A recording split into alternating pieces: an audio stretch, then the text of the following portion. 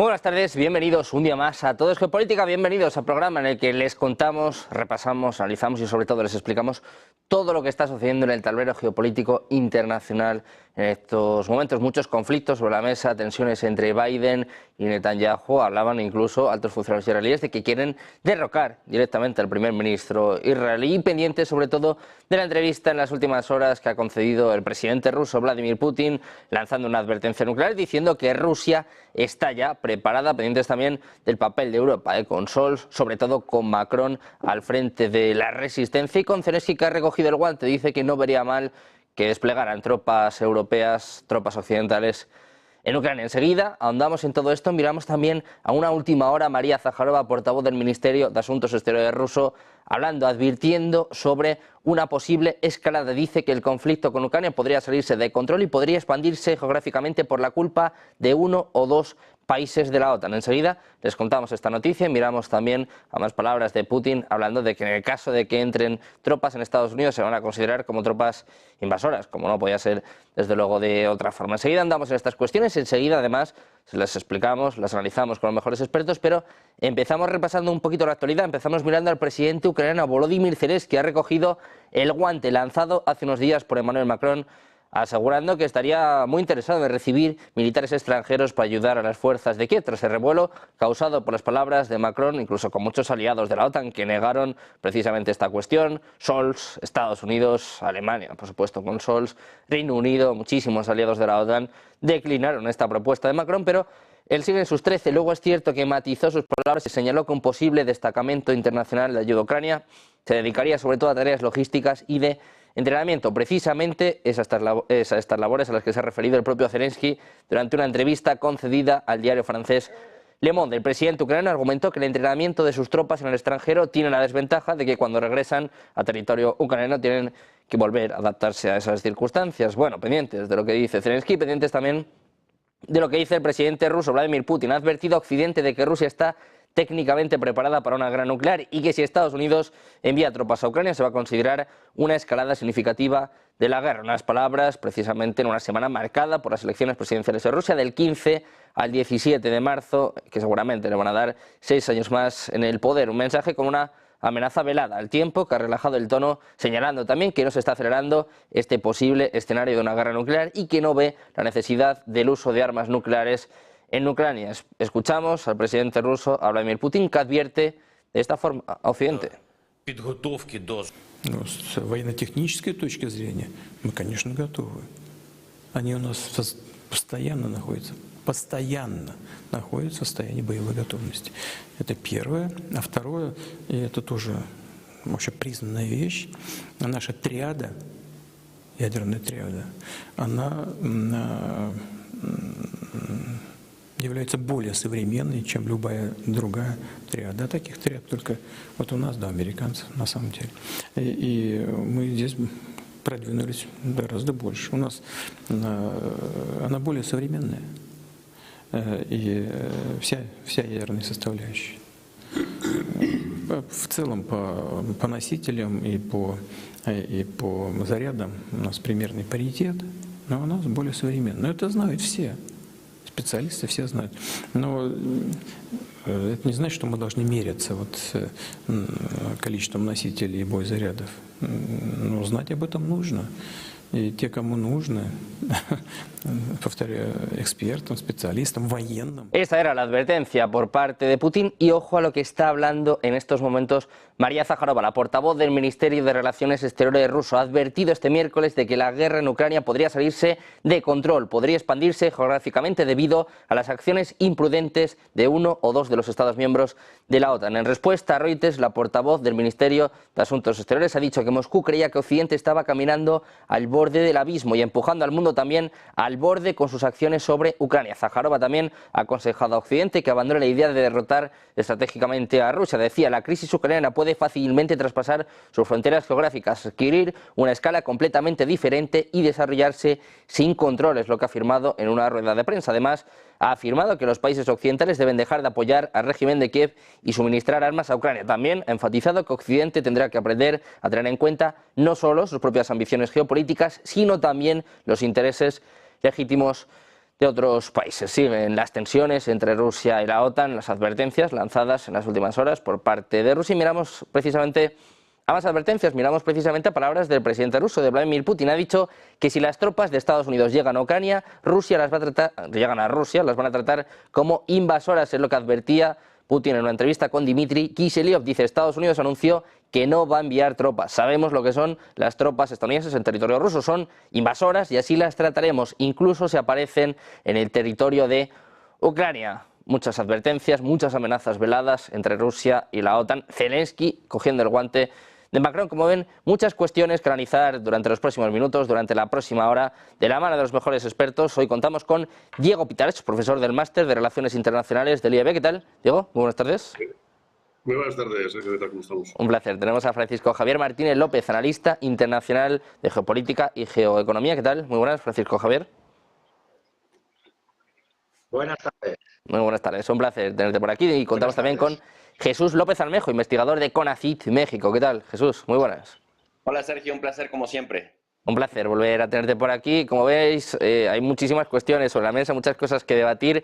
Si os parece, empezamos poniendo el foco en el papel de Europa, ¿no? Es evidente que la tensión entre Rusia y Occidente está escalando, los mensajes cruzados, las advertencias no paran de ponerse encima de la mesa, y hoy Zelensky recogía el guante de Macron. Sabemos que, bueno, Macron la lió bastante hace apenas un par de semanas, decía que no descartaba el envío de tropas a Ucrania, luego decía que sí, pero un poco a medias, ¿no?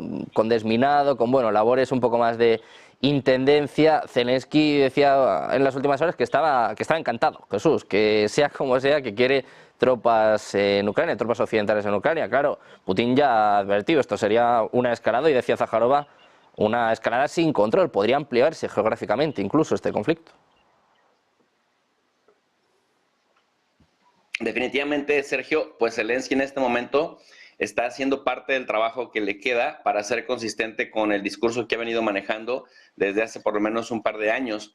Es decir, vamos a resistir hasta el final, vamos a estar aquí y no nos vamos a mover, y preferimos tener cualquier cantidad de problemas, por ejemplo, el agotar nuestro sistema de reclutamiento, el también hacer que todos nuestros soldados de alto nivel pues estén claros en que aunque yo no sea parte de la cúpula militar, mientras yo, presidente de Ucrania, sea el único capaz o el más capaz entre la cúpula política ucraniana de gestionar recursos para este país y para mantener la lucha, pues soy el único indicado para estar al frente. ¿A qué voy con estos ejemplos, Sergio?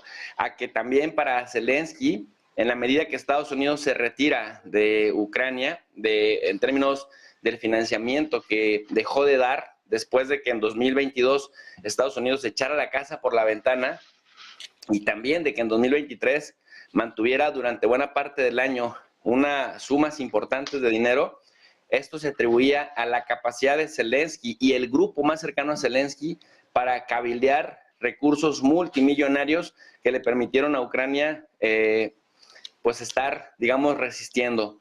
Sabíamos que no solamente era Ucrania, sino un conjunto de diversos actores internacionales, tanto actores estatales como actores no estatales, y sobre todo corporaciones que han hecho una gran riqueza a partir de esta guerra, porque bueno, han podido vender armas a diestra y siniestra, pero también han podido mejorar los ingresos y a partir de la especulación, el valor de sus acciones también en las diferentes bolsas. Eso por un lado. Por otro lado, recordemos que también finales del año 2023, por ahí de septiembre, aquí se le ha dado mucha cobertura muy amplia al respecto.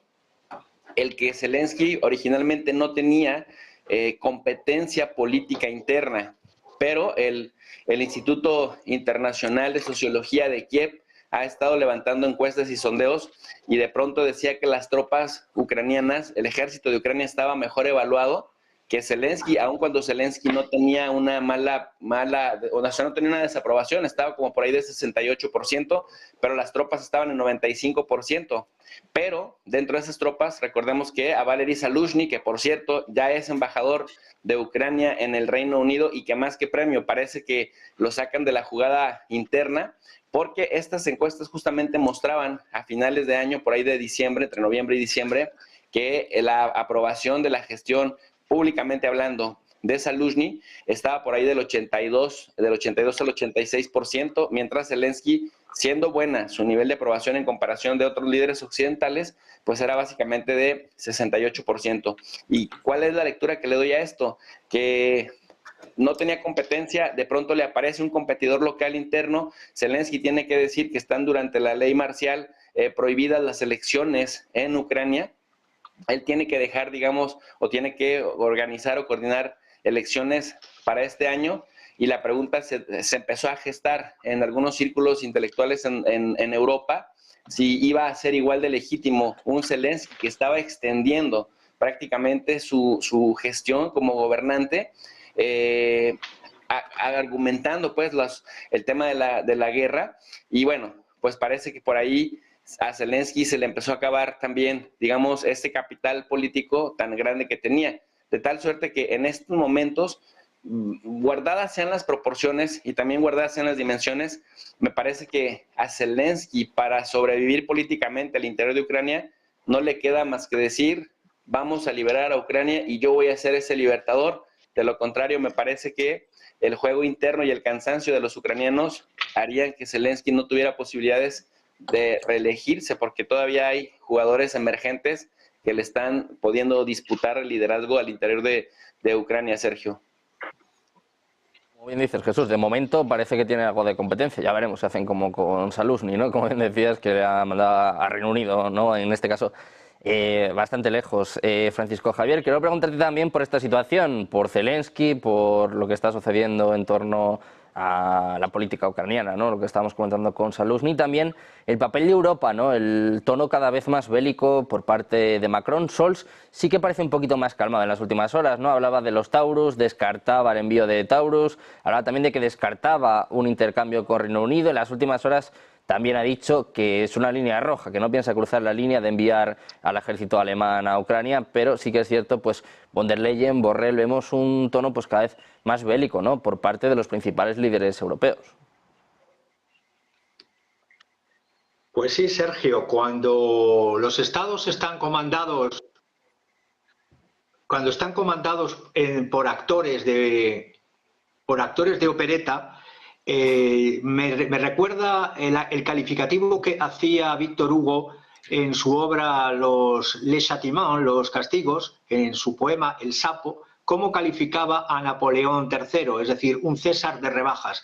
En Francia tienen otro César de rebajas, porque estoy viendo las incoherencias en un punto central de la economía, que es el que voy a señalar ahora.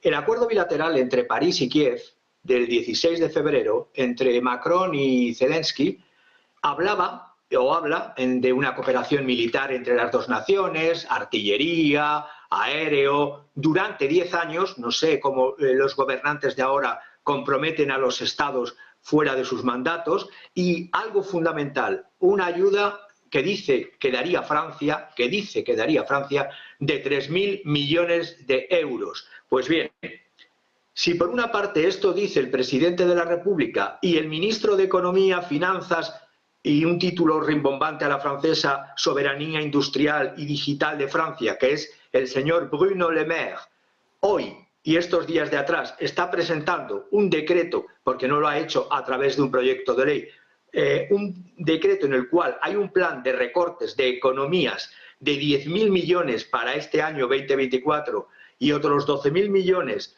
a partir del verano, pues no me cuadran los números. Como dice un parlamentario especialista francés, este parlamentario en derecho presupuestario, que es Charles de Buisson de Courson, le llaman el monje soldado o le llaman el Che de la Mar, y no por sus posturas extremistas, porque pertenece a un grupo tanto de centro derecha como de centro izquierda, que es el grupo Liot, y aquí habla claramente de que es un tijeretazo. Claro, aunque Bruno Le Maire dice que estos 10.000 millones de recorte, ¿cómo se casan con los 3.000 millones que pide de ayuda a Ucrania? Porque tenemos en cuenta, además, cuando dicen no solo dinero, sino también armas, ni París ni la Unión Europea son capaces de proveer las municiones y de renovar los stocks militares que Kiev necesita. Es decir, de armas, por eso hablo de actores de opereta, de armas, pues no son capaces de suministrarlas, de municiones tampoco, de, ya sea por tierra, por mar, por aire. Pero es que además de dinero, como dicen los catalanes, els diners, Francia se ve envuelta en una situación de una, ¿cómo decirlo?, de una rebaja importantísima en su crecimiento económico. Ya no es de la cifra que tenían presupuestada, era del 1,4 previsto, ya la están rebajando al 1%, y según mis estudios yo creo que no rondará más, no llegará más en este año 2024 del 0,7, 0,8% de crecimiento, es decir, un crecimiento a la baja, unas entradas fiscales a la baja y un plan de recortes hecho por decreto, pues no sé de dónde van a sacar el dinero para Zelensky y para Ucrania. Hay mucho de provocación, hay mucho de teatro y de realidades y de números, pues incoherencias presupuestarias.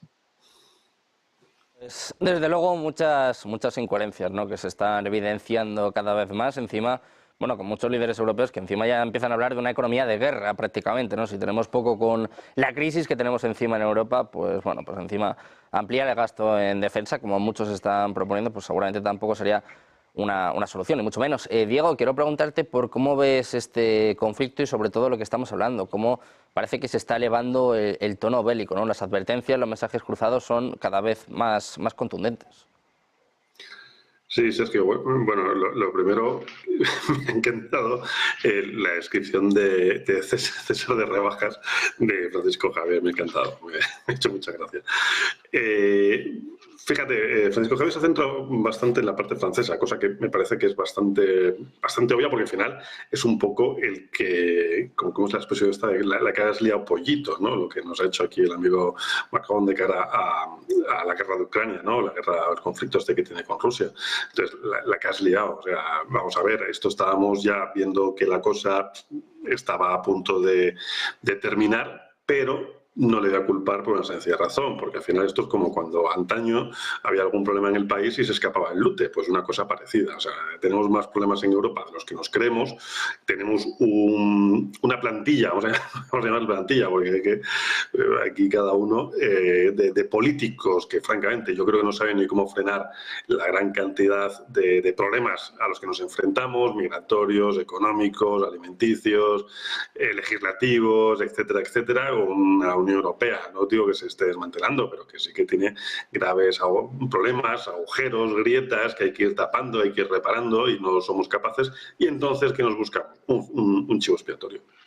En este sentido, el chivo expiatorio realmente es Zelensky, o sea, no nos engañemos, Zelensky hace 2 semanas estaba flotando en un mar de tiburones blancos con más hambre que Carpanta, y lo que ha ocurrido es que este señor Macron le ha echado un flotador, pero le ha echado un flotador, el típico flotador este que tiene el patito, pues una cosa parecida. Entonces, ¿qué pasa? Que el otro ha visto la luz y ha dicho, Zelensky ha dicho, madre mía, por lo menos alguien me escucha, que desde el 7 de octubre nadie me hace ni caso, ¿no? Era como el niño ya, el tercero o cuarto que tiene una familia, ya no le hace ni caso a nadie, ¿no? Entonces, bueno, estaba ahí como solo, un poco desatendido, y ha dicho, ahí va, alguien me hace caso. Pero estoy completamente de acuerdo con Francisco Javier en el sentido de que no tenemos capacidad ahora mismo, la Unión Europea, no tenemos armas, o sea, estamos incluso comprando en el mercado secundario, estamos yendo a quienes les hemos vendido a recomprar parte de las armas porque no hay. No sé cuántos cartuchos, a nivel balística tendríamos para aguantar una temporada, pero desde luego estamos en circunstancias muy complicadas de poder hacer frente a cualquier conflicto armado fuera de la Unión Europea ahora mismo. O sea, yo en ese sentido creo que sí, que Zelensky ha dicho, aquí estoy yo, Macron ha dicho, no te preocupes, que yo soy tu amigo, pero no tengo nada que darte, sí, por lo menos digo que tengo, pero luego no te doy. Y a ver hacia dónde avanzamos. Desde luego, vuelvo a repetir, Zelensky, sí, échame una mano, Macron, yo te ayudo, pero ¿con qué? No tenemos con qué. Desde luego, no tenemos con qué ayudar a Ucrania, es evidente, y bueno, cada vez más, también después de esta guerra de desgaste en la que parece claro, ¿no?, que Rusia se está imponiendo. Jesús, si te parece, nos adentramos un poco más en el conflicto en Ucrania. Se hizo, desde luego, viral la entrevista de hace un mes de Tucker Carlson con Vladimir Putin, pero en las últimas horas ha tenido lugar otra entrevista con algunos de los principales medios rusos en las que Putin ha lanzado una advertencia nuclear bastante clara, ¿no? Decía Jesús que Rusia está preparada, dice, no sé los demás, pero nosotros, decía, técnicamente, sobre todo, estamos preparados. No es una amenaza directa, ni mucho menos, porque también ha rebajado el tono. Ha dicho que no hace falta emplear armas en Ucrania, es evidente, ¿no? Teniendo en cuenta la situación del frente, pero sí que, bueno, es una advertencia de que, por lo menos, ya sabemos que Rusia está preparada. Europa, decíamos que militarmente no, pues nuclearmente tiene pinta de que tampoco, ¿no? Sí, definitivamente. Mira, Sergio, lo que ocurre en Ucrania y este viraje que da Europa y que se pierden, decíamos, las fronteras entre lo que es la Unión Europea en esencia, una organización regional con temas jerárquicos, con una multifactorialidad de enfoques para lograr la coexistencia pacífica y el crecimiento colectivo como región. De pronto, cuando escuchamos a Josep Borrell o a la misma Ursula von der Leyen, parece que estuvieras escuchando a un par de voceros de la OTAN. Entonces, se pierden las fronteras con la OTAN, la Organización del Tratado del Atlántico Norte, que es en esencia rusófoba, que fue creada en el 48 justamente para combatir a Moscú en su versión Unión Soviética o en su versión Rusia zarista o en su versión Rusia putinista. Y cuando se borran estas fronteras, me recuerda muchísimo que a final de cuentas la realidad supera la teoría, porque fíjate que una teoría muy importante que explicaba el que hubiera cierta calma, cierta estabilidad en la Guerra Fría entre los bloques, era justamente la de la interdependencia compleja. Allá por el año 72, Robert Keohane y Joseph Nye, y se han vuelto, digamos, paradigmáticos en el estudio de las relaciones internacionales, retomando la tradición liberal o institucionalista y también abonando en ese sentido con el tema de la interdependencia. Decían más o menos así, que las democracias no se hacían la guerra entre sí, uno, dos, que el nivel de comercio, el volumen en diversos otros sectores, es decir, que los llevaba a los países de una región a tener interdependencia entre ellos, también era otro garante de que podrían no hacerse la guerra. Sin embargo, en Ucrania se rompe este paradigma porque vemos que no es la interdependencia compleja lo que ha evitado la guerra directa, sino lo que decía el realista estructural Kenneth Waltz, que es más bien la disuasión nuclear la que evita que los países se vayan a la guerra. Y menciona esto porque, mira, la interdependencia compleja partía de 3 puntos, que había canales múltiples que conectaban a sociedades que incluían nexos informales entre élites gubernamentales, pero también entre élites no gubernamentales y organizaciones transnacionales. Entonces, era tanto las conexiones múltiples que era muy difícil que el encono de los gobiernos rompiera todo lo demás y llevara a los países a la guerra. También hablaba de una agenda de relaciones interestatales de múltiples canales que no estaban colocados en una jerarquía de un tema sobre otro, sino que todos los temas interconectados caminaban más o menos a la par. Y la otra, el tercer punto que decía esta teoría, que la fuerza militar no se empleaba por los gobiernos contra otros gobiernos de la región cuando predominaba la interdependencia compleja. Sin embargo, hemos estado observando, Sergio, y esto es lo que rompe casi con la lógica y con el sentido común, como por ejemplo, a pesar de que Alemania, Austria, Italia, Polonia, los países bálticos, Finlandia, eran sumamente dependientes de los hidrocarburos de Rusia, se han atrevido a dar el paso, es decir, han sido como los más beligerantes. Y si bien es cierto que Scholz casi siempre públicamente dice no a los, por ejemplo, no a los challengers, no a la ayuda directa a Ucrania, no a llevar tropas a Ucrania, siempre va rompiendo sus propios nos. Y cuando contrastamos la estrategia alemana en el caso de Ucrania versus la estrategia francesa, siempre vemos a un Macron echado para adelante, de dientes para afuera, diciendo todo el apoyo a Ucrania hasta la victoria con Ucrania, vamos a hundir a Rusia, vamos a subdesarrollar a Rusia, Ucrania tiene todo nuestro apoyo, no podemos permitir que Rusia gane. Y Alemania, decía yo, por el contrario, siempre es no vamos a traspasar ciertas líneas rojas porque no queremos que Alemania se implique en una guerra contra Rusia. Pero en la realidad, Sergio, cuando hacemos un análisis global de la ayuda material probada que ha dado Alemania, que ha sido muy criticada además por un supuesto escepticismo de que por cobardía no ayuda a Ucrania, pero resulta que Alemania le ha dado como 20,000 millones de euros en artillería y en dinero a Ucrania, con todos los nos de Scholz, mientras que Francia, si le ha dado 2.700 millones de euros, ha sido muchísimo. Entonces tenemos que, habiendo ayudado 10 veces menos, ha jalado los reflectores porque justamente Macron, para jugar o por jugar al señor de la guerra, ha dicho esta incoherencia de incluso meter tropas de la OTAN, abiertamente de la OTAN a Ucrania, mientras que Scholz, mientras dice no, sí va incendiando el tema de la guerra, y sabemos que buena parte de lo que ha permitido, la variable que explica, que Ucrania esté resistiendo en el frente, es justamente la ayuda que materialmente material, política, financiera, comercialmente, le han brindado desde Estados Unidos principalmente, pero también desde Europa. Y esto rompe lo que decíamos, el que Polonia, Alemania, Italia, Austria y los bálticos más Finlandia, pues sí se estén implicando directamente en la guerra, porque ellos lo único que dicen es solamente falta que manden tropas al frente, pero de que están metidísimos y de que han comprometido su arsenal,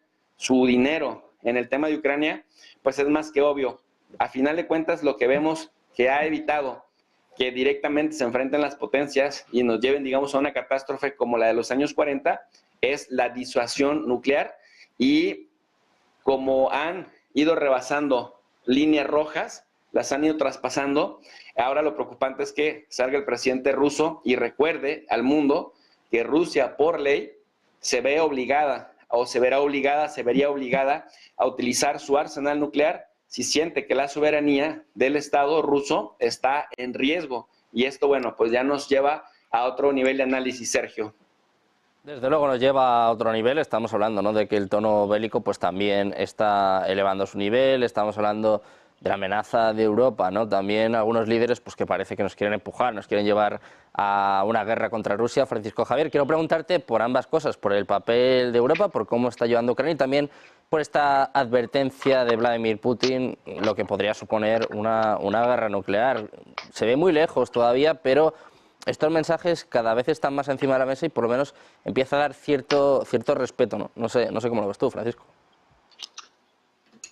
Pues coincidiendo con lo que dice mi compañero, es claro que en la Constitución rusa el uso del arma nuclear está tipificado. Si bien es verdad que no es tan laxo y tan permisivo como en Estados Unidos, que hablan de un ataque preventivo táctico con armas nucleares. Eso sí está en lo que es la legislación americana. La realidad es que las sanciones contra Rusia, por ver cómo está económicamente cada contrincante, la 14ª, no sé si llaman por la 14ª o 15ª ronda de sanciones, a Rusia no solamente han fracasado, sino que el crecimiento de Rusia, el cierre del año 2023 ha estado en torno a entre un 3 y un 4%, y el del 2024 va a seguir creciendo. Veo que eso que antes era una región histórica de Rusia, Novorossiya, que es todas las regiones del sur en torno al mar de Azov y la orilla del Mar Negro, está renaciendo, y estas regiones están renaciendo como ave fénix de sus cenizas.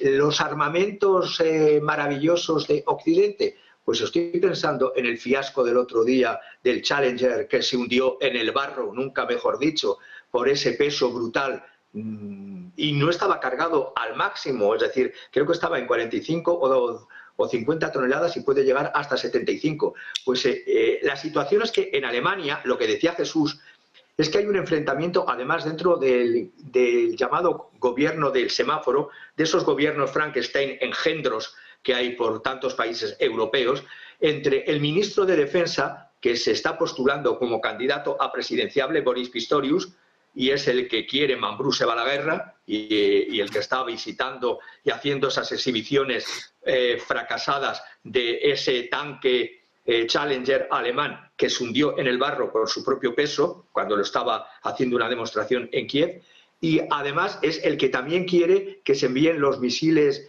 Taurus sí o sí aunque no sea con los especialistas que requiere, y hubo esa reunión hace unos días entre un ministro de una región alemana, que es Baviera, del CSU, que se reunió con el empresario que fabrica, la transnacional que fabrica esos misiles en Baviera y que cuestan la friolera de 1 millón de euros. Hombre, el empresario quiere vender cuanto más misiles Taurus sea posible, pero la realidad es que los propios políticos del semáforo, yo no caso muy bien cómo los ecologistas y los Greta Boys y los Greta Girls ven bien la defensa de la ecología por un lado y las caídas de misiles y posiblemente misiles nucleares por otro. Debe ser que el futuro Grüne, el Grüne de los alemanes, está derivando en rojo sangre más que en verde.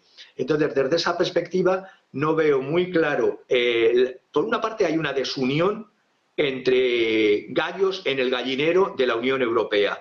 Hay muchas bravuconadas y mucho matón de patio, pero que luego, cuando sale la realidad económica detrás, ni son matones ni son de patio, porque, entre otras cosas, Macron en sus recortes tendría que prescindir de sus presupuestos de maquillaje que carga en el presupuesto del Estado. Es decir, si hay que hacer recortes y se tiene que dar ayudas a Ucrania, recortemos en el presupuesto de maquillaje del señor Macron de 30.000 a 40.000 euros al mes, que, hombre, para una persona creo que es bastante fuerte.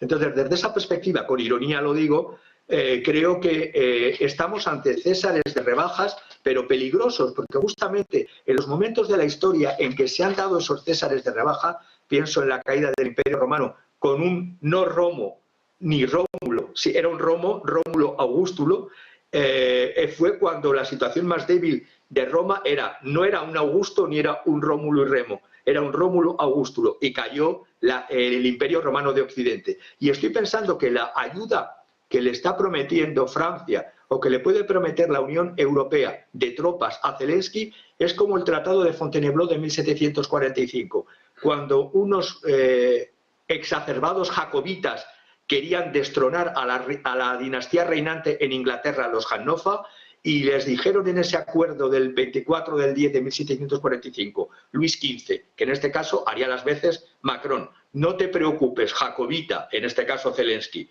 que yo te enviaré tropas. Pues llegó la batalla de Culloden y los jacobitas se quedaron con el culo al aire, vulgarmente hablando, en lo que fue la batalla de Culloden. Pues esto es prolongar una agonía, macabramente hacer business de la muerte y hacer necropolítica, que es lo peor, y un intento de economía de guerra en el siglo XXI.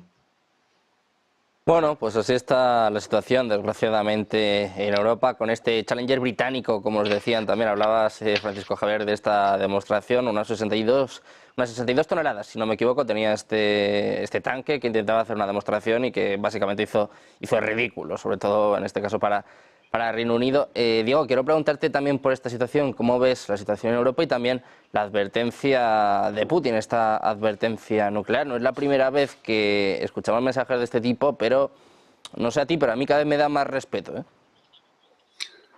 No es ni la primera ni será la última vez que vamos a oír este tipo de declaraciones. O sea, hay que tener en cuenta que efectivamente Putin sabe lo que tiene y sabe lo que tiene el resto y ha dicho, oye, cuidado que yo también tengo lo mío. O sea, no me acuerdo en qué película era que salía uno que decía, cuidado que estoy loco, cuidado que estoy loco, y todo el mundo como que se apartaba, ¿no? Y es un poco yo creo que esa idea, ¿no? de espantar también esos malos espíritus que van desde Europa. Pero sí que es verdad que Europa en este sentido, y estoy completamente de acuerdo con Jesús y con Francisco Javier, que es que estamos haciendo, no digo el ridículo, pero estamos prolongando una agonía que esto ya tenía que estar en 2 meses acabado. O sea, es que ¿a qué viene reavivar otra vez el fuego? ¿A qué viene otra vez echar un poco de combustible? Es que no tiene ningún sentido, no tiene ni pies ni cabeza. Pero yo, bueno, a mí de verdad, la única idea, no sé, igual es peregrina, ¿no? Se me puede ocurrir en este sentido, es tratar de desviar, como he comentado antes, la atención que tenemos, o sea, los problemas que tenemos en Europa, es desviar la atención a otros temas que fíjate, Sergio, ahora mismo entrar en guerra con Rusia, lo que supone. Primero, Primero, los europeos no tenemos un sentimiento patrio como para decir vamos a defender a Europa o vamos a defender... No, tenemos que defendernos país por país. Eso es lo primero, no tenemos ese sentimiento patrio. Segundo, creemos muy poco en los líderes. O sea, ahora mismo no hay líderes en Europa que te puedan llevar a un enfrentamiento y decir, vamos a por esto, ni siquiera una idea común. ¿Cuál es la idea? La paz en el mundo, acabar con el hambre, liberar de la tiranía de unos señores a un pueblo, ¿no? Es que no, ni se nos pasa por la cabeza. Entonces, en ese sentido, Europa está completamente laterada.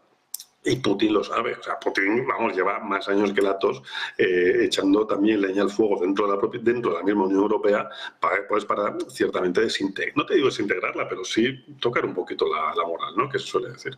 Y entonces, en ese sentido, realmente... Lo que es Putin es decir, oye, que no estáis muy bien y yo estoy muy fuerte. O sea, vamos a dejarnos... Esto es como cuando uno empieza una pelea y es boxeador. Le enseña al carne y dice, oye, cuidado que soy boxeador. Ten cuidadito que yo sé lo que es la guerra, sé lo que es el combate y vosotros últimamente estáis un poco despistados. Entonces yo creo que básicamente, y sí, Sergio, o sea, sí que es verdad que cada vez te da más miedo. Sí que cada vez te da miedo, porque es más repetitivo y cada menos tiempo. Es decir, antes sabías, ¿no? Cuando la Guerra Fría y todo esto, sabías que tenían armas y todo esto, pero bueno, estaban ahí guardaditos en sus hilos y todo el mundo tranquilo y tal. Bueno, de vez en cuando se decía, que tengo armas, vale, simplemente un poquito para levantar la patita.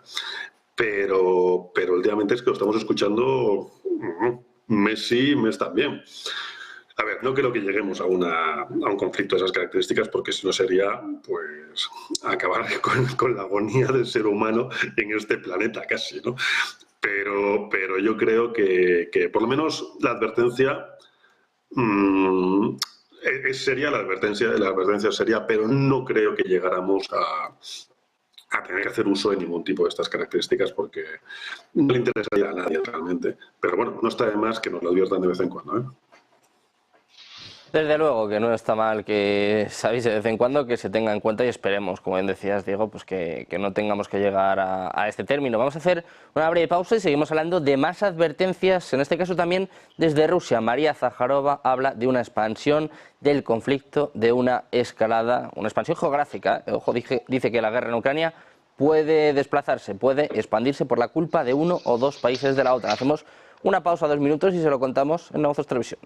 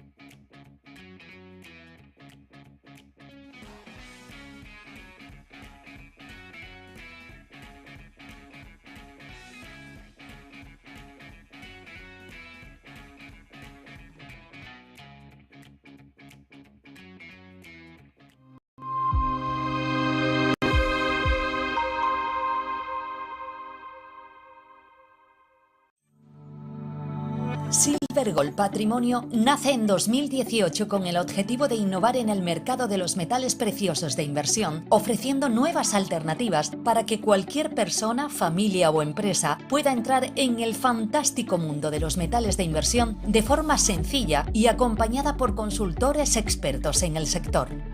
Silver Gold Patrimonio quiere avanzar contigo.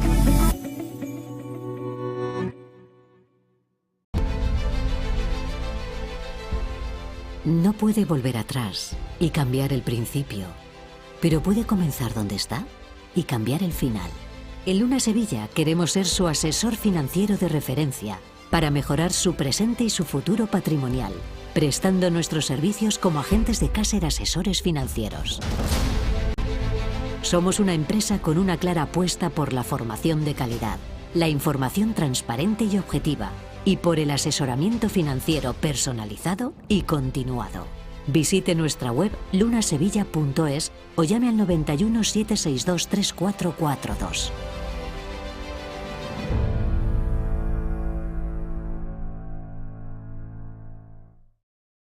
¿Se puede poner a prueba vuestra tecnología de trading? Sí. ¿Y vuestra ejecución funciona al milisegundo? Sí. ¿Y vuestros spreads están entre los más bajos del mercado, no? Si quiere, puede probar nuestra primera vez. Es difícil encontrar un broker que cumpla con todas sus expectativas. O quizá no tanto. Active Trades, broker online desde 2001.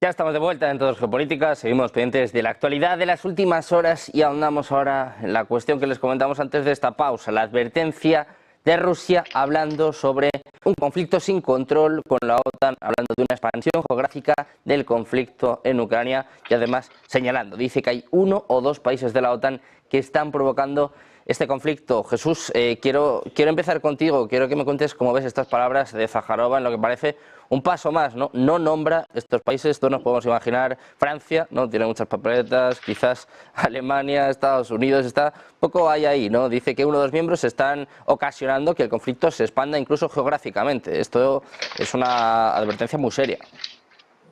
Sí, definitivamente, Sergio. Y mira, pues hay dos señales que me gustaría mencionar para complementar lo que ha dicho la portavoz del Ministerio del Exterior de Rusia.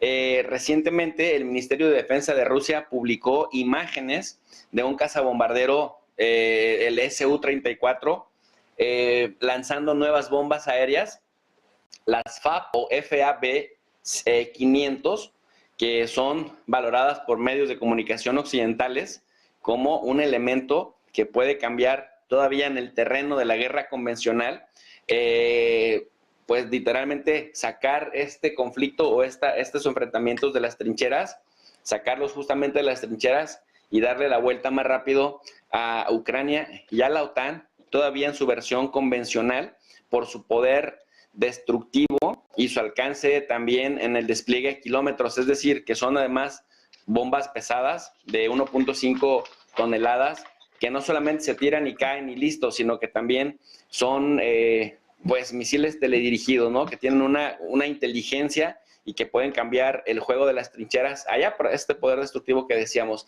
Y 2, eso por un lado en lo convencional.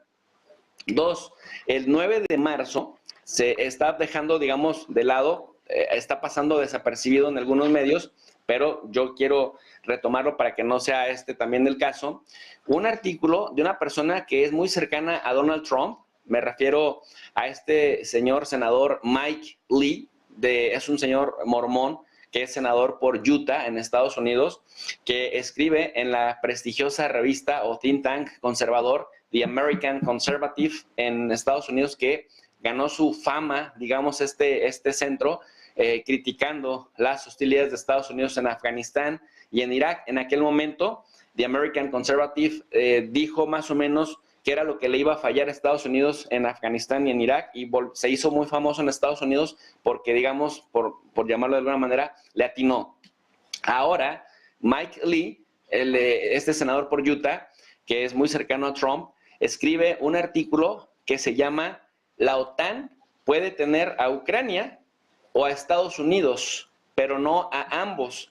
Cuando uno se mete a leer ese artículo, lo que en esencia dice es que Estados Unidos no puede ni debe acompañar a Europa. Fíjate, como si Europa por sí sola hubiera querido enfrentarse a Rusia y no Estados Unidos empujándola, que no puede seguir las locuras de Europa y particularmente de Macron desafiando a Putin, no puede subordinarse a una élite globalista para trazar todas las líneas rojas que Rusia abiertamente ha marcado desde el año 2008 y que entonces prácticamente Estados Unidos, en caso de que Jens Stoltenberg, que además Jens Stoltenberg tiene la obligación, dice él, de administrar solamente la OTAN y no de tratar, y de servir a aquellos que sí pagan sus cuotas en la OTAN y no de servir a intereses que ponen este mundo al punto de una tercera guerra mundial. Y remata diciendo, la OTAN debería preocuparse por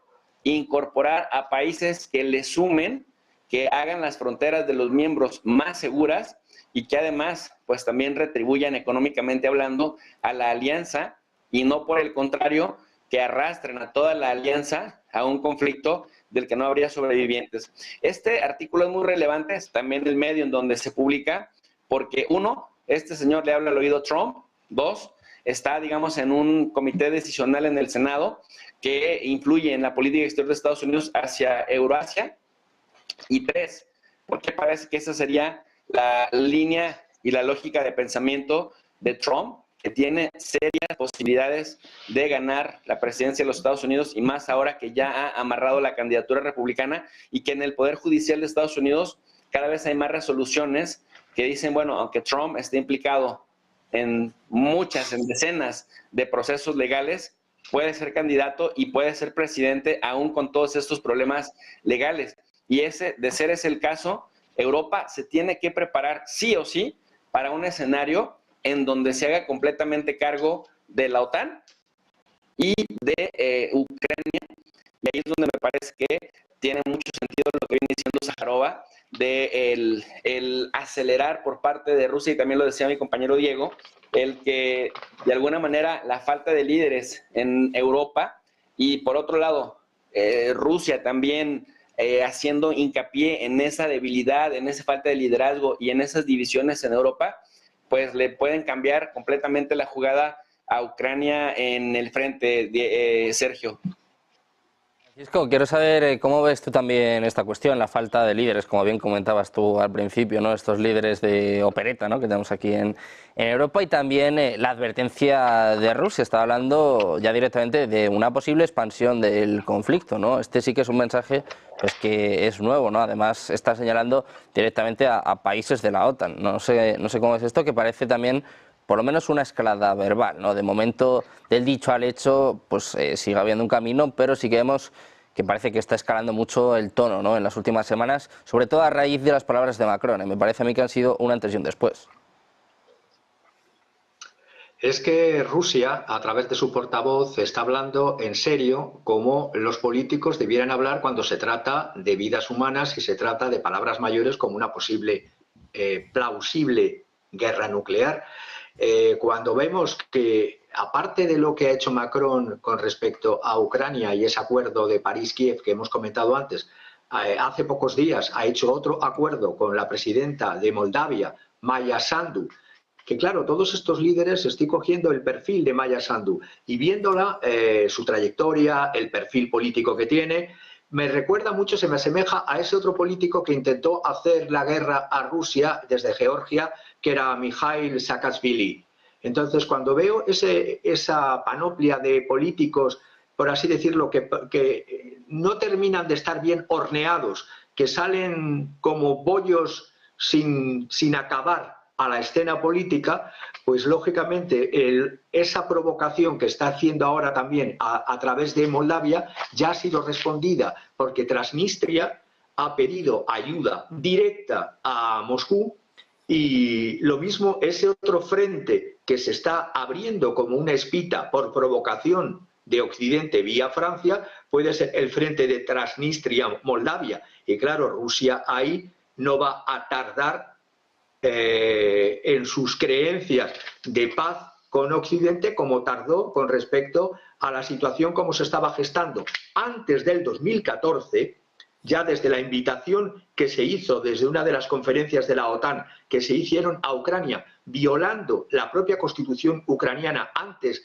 del Maidán, ya se estaba hablando de invitar a Ucrania, cuando Ucrania en su constitución era tan neutral como lo sigue siendo Suiza o como lo sigue siendo Austria. Es decir, cuando desde parte de Occidente tiras la piedra y luego quieres esconder la mano y te retiras, como es Estados Unidos, estoy pensando que Estados Unidos estuvo en interlocución la CIA con Putin en dos momentos clave. Estoy pensando, por ejemplo, William Burns visitó Moscú el 9/11 del año 21 y allí se reunió con Sergei Narishkin del servicio secreto ruso. Con Putin lo hizo por teléfono a pesar de estar 2 días en Moscú.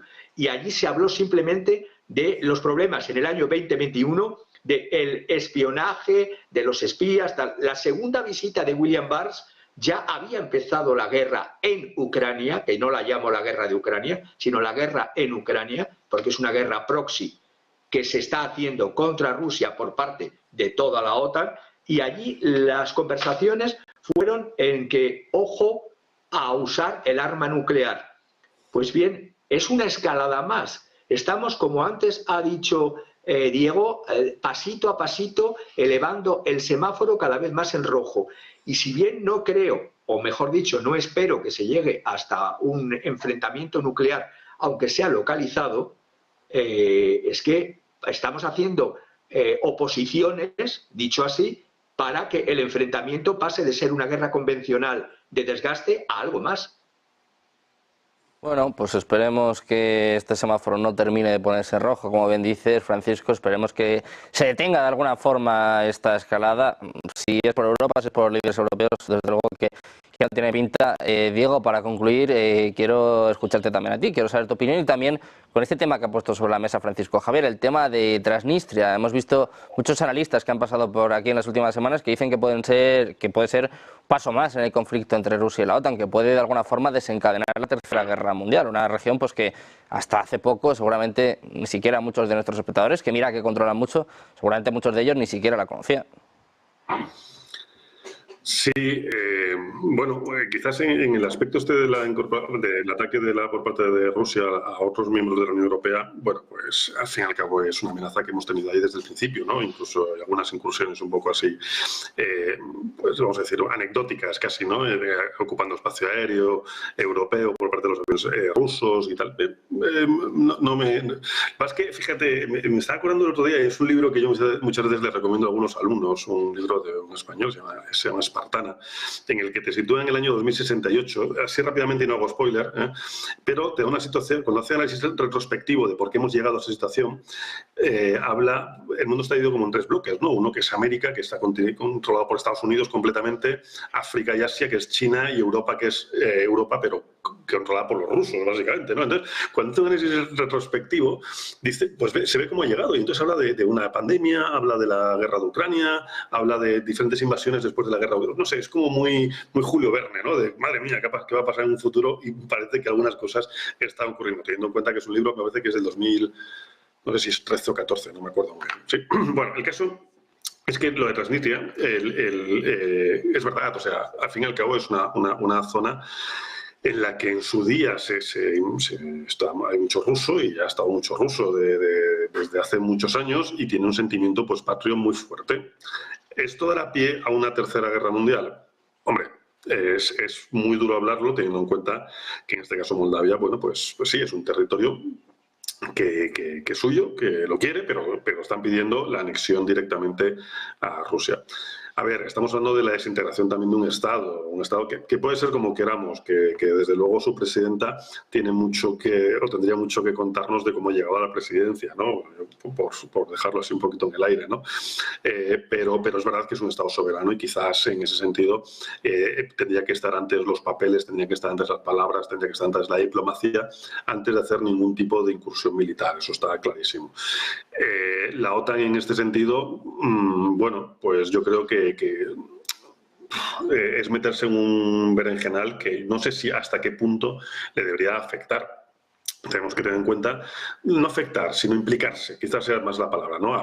Implicarse. Parece que vamos de salvapatrias, parece que vamos de policías del mundo y creo que deberíamos de frenar un poquito, poner un poquito el freno, porque igual nos estamos metiendo en temas que no son nuestros, nos estamos metiendo en temas, es más, que hay conflictos por el mundo muchísimo peores que el que podemos tener ahora mismo en Moldavia con respecto a otros países y que no le estamos haciendo ni caso. El caso lo tenemos, cualquier país ahora mismo me da igual. Saco la baraja, cualquier país del Sahel, tienes un problema muchísimo peor que el que tenemos en este momento. Y nadie se mete ahí. No sé, quizás ¿buscamos excusas? No, no creo que busquemos excusas. ¿Buscamos soluciones, buscamos motivos para meternos en eso de salvapatrias? La razón la desconozco, pero desde luego el camino que estamos llevando desde la Unión Europea y la OTAN para meterse en este berenjenal no es el más adecuado. Creo que antes en los despachos tienen que hablar muy seriamente, tienen que ponerse de acuerdo, igual que en 1918 Moldavia pidió unirse a Rumanía en su momento, ¿por qué no hacer también no digo un referéndum, porque sino a todo el pueblo moldavo decir, ¿qué hacemos con esto? ¿Qué es lo que pasa? Dejamos que se metan un poquito en nuestro territorio. Diego, yo creo que la solución es preventiva, ¿eh? Perdona. Si te parece, sí, terminamos con esta reflexión, con esta valentía selectiva, ¿no? Como bien estás explicando, ¿no? En este caso de los líderes europeos, de los líderes occidentales. Y os doy las gracias a los tres, Diego, Francisco Javier, Jesús. Un placer, como siempre, compartir este rato con vosotros. Muchísimas gracias. Gracias, muchas gracias. Buen día también, por supuesto, a todos nuestros espectadores. Un día más les emplazo a que sigan viendo toda la información, las últimas horas. Como siempre, la mejor programación aquí en Nueva Voz Televisión.